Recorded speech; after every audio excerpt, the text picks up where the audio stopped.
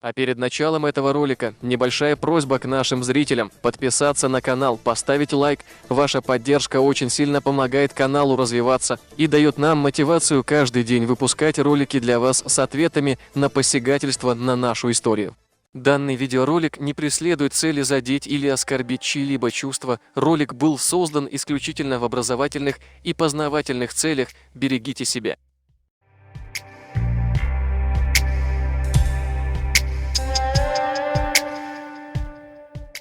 Ингуши отвергли первого имама Кавказа Мансура, который явился к ним с просьбой принять ислам, оставить идолопоклонство и выйти на священную войну против царской России.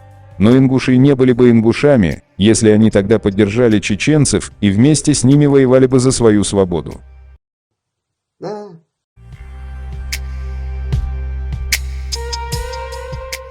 История войны и владычества русских на Кавказе. Том 2 от 1886 года. Дубровин Николай Федорович, историк, генерал-лейтенант русской императорской армии. Страница 105.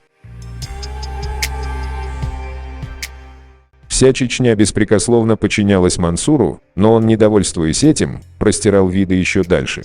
Шейх Мансур хотел привлечь под свои знамена все магометанское население и обратить в ислам и другие горские племена, не исповедовавшие до сих пор этой религии. Его эмиссары появились у осетин и ингушей и старались склонить их на свою сторону. Осетины отказались следовать учению чеченского пророка, а ингуши отправили нарочного к подполковнику Мацену, находившемуся с отрядом у Владикавказа. «Будем ли мы блаженны, совершив обрезание?» – спрашивал посланный ингуш. «Если бы от обрезания могло произойти какое-либо чудо, — отвечал Мацен, — то я первый совершил бы его». Ингуши отвергли предложение шейха Мансура и остались в идолопоклонстве.